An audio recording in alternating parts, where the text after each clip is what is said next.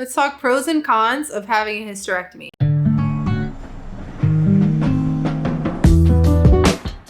I'm Dr. Jocelyn. I'm a pelvic floor physical therapist that specializes in helping people return to fitness and life without pain, prolapse, or peeing themselves after hysterectomies and other gynecological surgeries.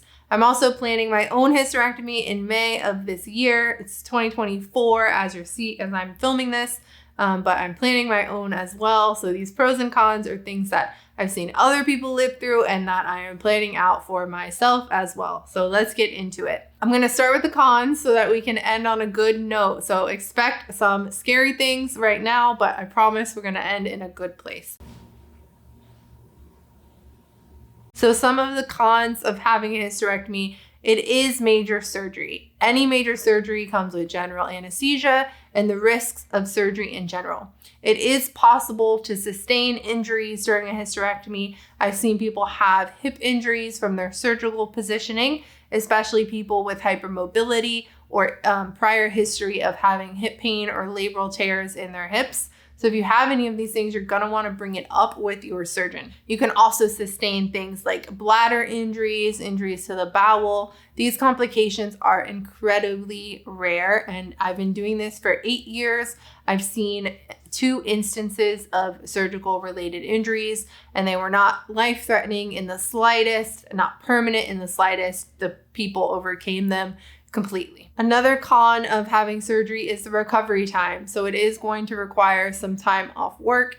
Most surgeons are going to tell you anywhere between 2 to 8 weeks, depending on the specifics of your surgery. But in my experience, people don't feel 100% normal in that time. You want to think of your recovery as really taking 9 to 12 months.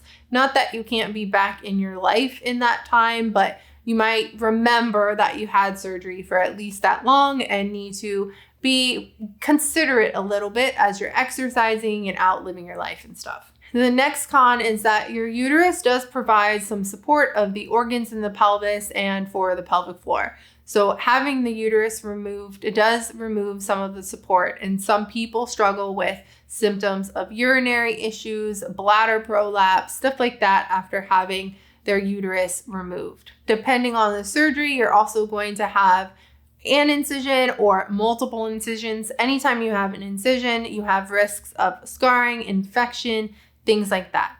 But as our surgical techniques are getting better and better and better, the scars are getting more and more minimal. You can have some indication of how you can expect your scar to heal based on how any scars that you've had in the past and how those have healed. The last thing you'll see on the Google is that having a hysterectomy can increase your risk for chronic diseases like osteoporosis, dementia, and heart disease, as well as create an increased risk for early ovarian failure.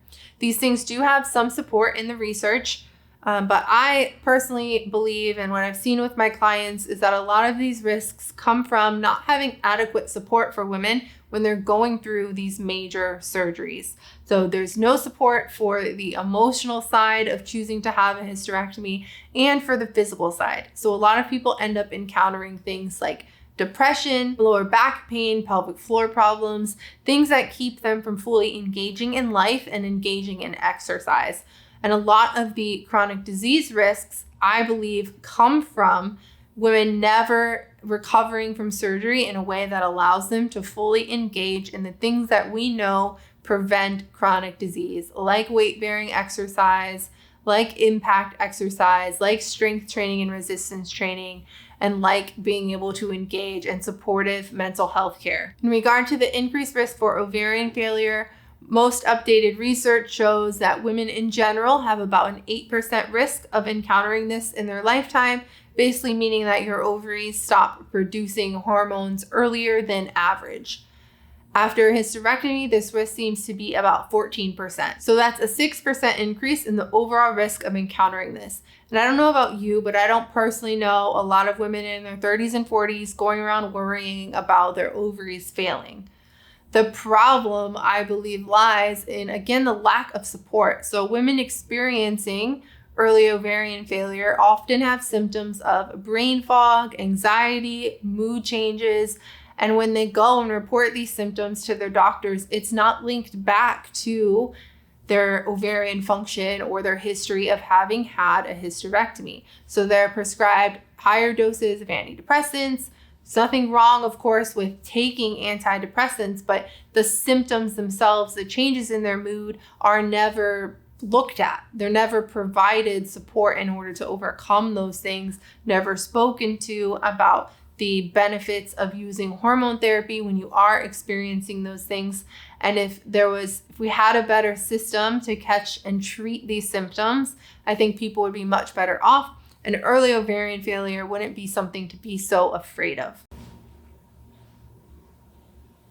Let's get into the good stuff.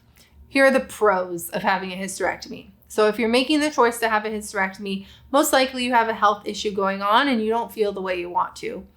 You are going to feel better after surgery. If you're having fibroids removed, if you're having a hysterectomy as part of your treatment for endometriosis, you're going to feel improvements in your body, even if you don't feel 100% better just from having the surgery itself. I've worked with hundreds of people after their surgery, and once they've worked up to the point of choosing to do something so scary, once they do it, I've never seen anybody 100% regret it, even the people that have had some of the toughest obstacles. Now, because you're going to be feeling better, you're also going to be able to exercise more, to take better care of yourself, and thus have lower risks for chronic disease if you take those steps to take care of yourself in that way and reap the rewards of starting to feel better. What can be an obstacle here is that people expect to feel 100% better at 6 weeks or whenever they're cleared by their surgeon. I see people be more successful when they go into surgery expecting to have some obstacles and expecting the recovery time to take some time and being committed to instilling the lifestyle habits that they want and having the activity level that they want eventually, not demanding it of themselves at 6 weeks, not being able to keep up with the expectations that had been painted to them, and then falling back from ever making those changes in the first place. Another example might be encountering lower back pain after surgery, assuming that their surgery is just a failure because they have this lower back pain at 6 weeks. Their surgeon isn't helpful, just says you're cleared, just keep trying, doesn't refer them to physical therapy, for example. So they're spinning their wheels with this back pain, never able to fully engage and exercise in the way that they want to again. That can come with problems. So if you expect going into surgery that you might have an obstacle like that, and you know the tools out there to help with a problem like that, I see people in that mindset be much, much more successful. But overall, the pro of having the surgery is that you are creating an opportunity for you to take care of your health, which prior to surgery, when you have an issue like fibroids, for example, you can't necessarily control fibroids once they've gotten to a point of being life-altering and out of control. So having the surgery now creates the opportunity for you to heal and finally feel better in the way that you want to. Just want to expect it to take a little bit longer than 4 to 6 weeks. So the next pro is that having a hysterectomy can actually be good for the pelvic floor. So if you have had large fibroids or you have painful endometriosis, if you're having a hysterectomy because you have a uterine prolapse, having surgery can often be very beneficial for these conditions. A place where people get messed up is where they expect surgery to be one and done, now the problem is fixed. That's not always the case. Sometimes it is, but it's not always the case.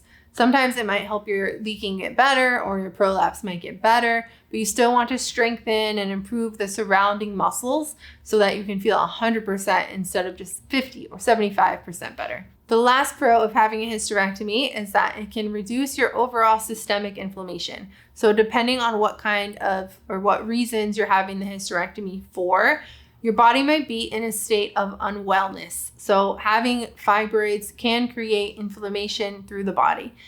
Fibroids are not well researched yet, but I have seen magical things when people have their fibroids removed, and I have seen people get pre-surgery and post-surgery blood work and seen their inflammatory markers improve a lot.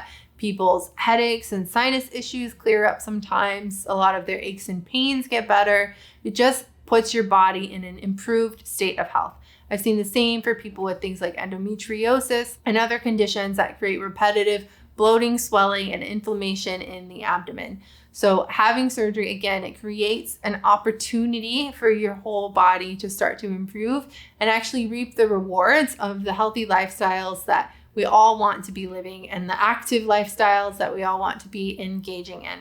So I hope this was helpful in explaining some of the pros and cons of choosing to have a hysterectomy. If you're currently wrestling with this decision, I'd love to hear the thoughts that you're having and what questions that you might have.